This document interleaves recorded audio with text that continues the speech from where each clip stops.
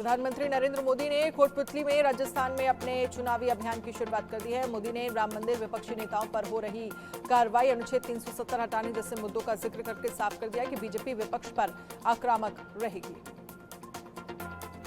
PM ने कहा, आज देश में बीजेपी का मतलब है विकास और समाधान, लेकिन कांग्रेस का मतलब है देश की हर बीमारी की जड़। आजादी के 7 दशकों तक देश में कांग्रेस की वजह से गरीबी रही। भारत को नई टेक्नोलॉजी, रक्षा सामान के लिए दूसरे देशों की ओर देखना पड़ता था। आज बीजेपी सरकार के समय भारत की पहचान भारत के हथियार का निर्यात करने वाले देश के रूप में बन रही है। लोकसभा चुनाव 2024 के प्रचार के लिए प्रधानमंत्री नरेंद्र मोदी उत्तराखंड के रुद्रपुर पहुंचे। यहां पीएम मोदी गर्मजोशी से स्वागत हुआ। यहां पीएम ने विशाल जनसभा को संबोधित किया।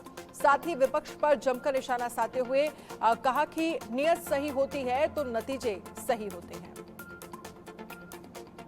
जनसभा को संबोधित करते हुए पीएम मोदी ने भारत को दुनिया की तीसरी सबसे बड़ी आर्थिक ताकत बनाने की गारंटी दी है।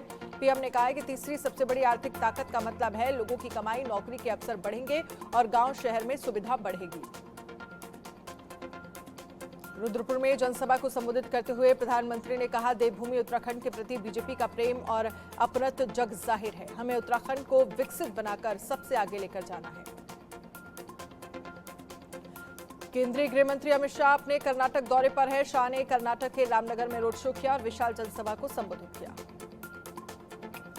रामनगर में रोड शो के दौरान शाह ने कहा, एक और बेंगलुरु में धमाके हो रहे हैं, दूसरी ओर मुझे खबर मिली है कि एसडीपीआई ने कांग्रेस को समर्थन दिया है। अगर ये बात सत्य है तो क्या कर्नाटक की जनता कांग्रेस की सरकार में सुरक्षित रह सकती है? बीजेपी के राष्ट्रीय अध्यक्ष जेपी नड्डा ने मध्य प्रदेश का दौरा किया। यहां नड्डा ने मध्य प्रदेश के शहडोल में विशाल जनसभा को संबोधित करते हुए विपक्ष पर जमकर निशाना साधा।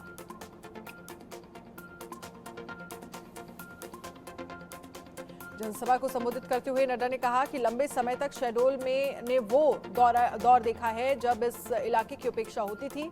उस समय जो सरकारें बना करती थी वो समाज को बांटकर जातिवाद, परिवारवाद और तुष्टीकरण के नाम पर चुनाव लड़ा करती थी।